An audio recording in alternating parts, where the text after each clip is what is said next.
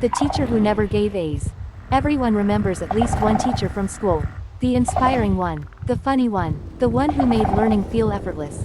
But this is not that story. This is about the one teacher no one forgets for all the wrong reasons. Ninth grade. Honors English. A class that was supposed to challenge you, sharpen you, push you to become better. Instead, it became something else entirely. From the very beginning, something felt off. She didn't just have high standards, she had favorites. And more importantly, she had people she had already decided she didn't like. I was one of them. Not because I was disruptive. Not because I was failing. But because I was an athlete. Actually, not just one sport, 3. And in her mind, that meant one thing: I wasn't serious. It didn't matter that I was also missing class for academic competitions, math, science, quiz bowl, the kind of events schools are supposed to be proud of. No, to her, missing class for sports was unforgivable. And she made sure I felt that. Whenever there was an away game, something strange would happen. Homework would double, not occasionally, not randomly, consistently. Assignments would stack up, heavier than usual, all due the very next day, right after we got back from traveling late, exhausted, barely having time to think. And here's the part that made it impossible to ignore.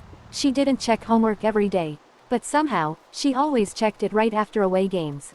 Every single time. It wasn't subtle, it was targeted, but even that wasn't the worst of it. The real frustration came when the grades started coming back. I'd get my paper, clean. No red ink, no corrections, no comments, just a number at the top. Meanwhile, the students around me had papers covered in corrections, marked up from top to bottom. And their grades, 90s. At first, I thought maybe I was missing something. So one day, after getting a particularly low grade on a paper I knew was strong, I finally asked, "What did I do wrong?" She didn't hesitate. "You're working at 70% of your capability. They're working at 90% of theirs." I stared at her, trying to process what she had just said. So, my paper could be better than someone else's, and still be graded 20 points lower. She didn't blink. Yes, in that moment, everything became clear. This wasn't about writing anymore. This wasn't about improvement. This wasn't even about fairness. It was about control. And yet, despite all of that, she recommended me for an advanced writing class, a full year earlier than students were supposed to take it. She knew exactly what I was capable of, which somehow made everything worse. Then came the extra credit opportunity. One last chance to boost our grades. The assignment was simple, but demanding. Attend a college performance of Antigone. Write a 2,500-word paper connecting it to what we learned in class. Turn in the ticket and playbill as proof. The play ran Friday through Sunday. The paper was due Monday. There was just one problem. That Monday, I wouldn't be there. I had qualified for one of the biggest academic competitions of the year. The kind you don't just sign up for, you earn your way into it. The kind where you represent your school. I told her ahead of time. Not once, not twice, 4 separate times. I won't be here Monday. Her response, every time, was clear. Turn it in first thing Tuesday. So I did everything right. I went to the play.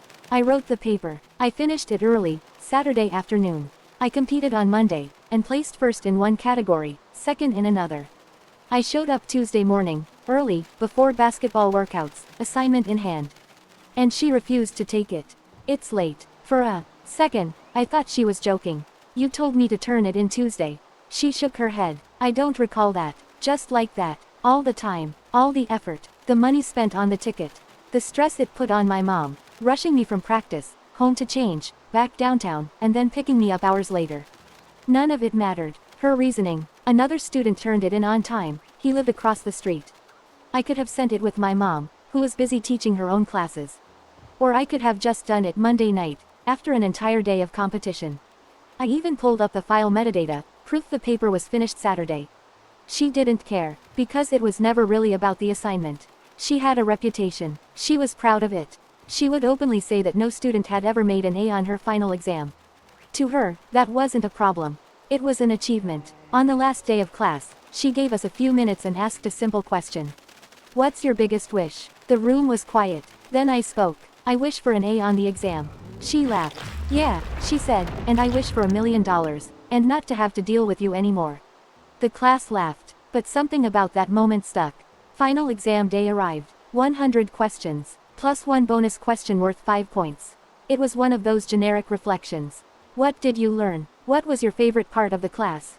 We had 2 hours. I finished the test in 20 minutes. And then, with an hour left, I wrote, not just an answer, everything. I wrote about the grades with no feedback, the unfair treatment, the extra credit she refused to accept, the way she made the class feel less like a place to learn and more like a place to survive.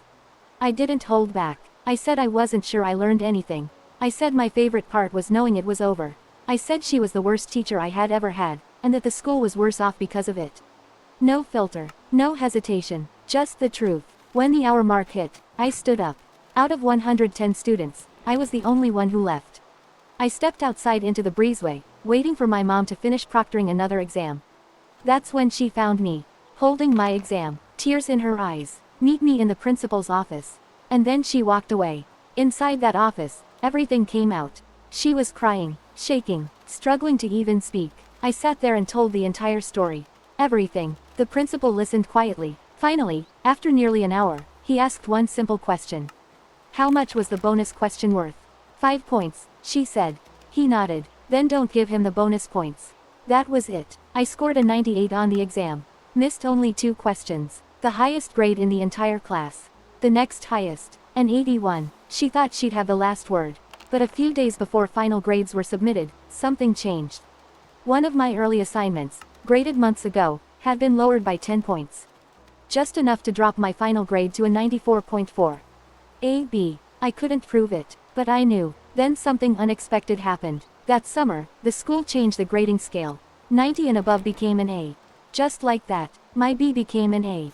Not long after, new rules were put in place. Her assignments had to be approved. She had to accept work digitally. And within 2 years, she was gone, fired after more students came forward. What once looked like a tough teacher finally revealed itself as something else. A pattern. In the end, I didn't set out to get her fired. I just told the truth. And sometimes, that's enough.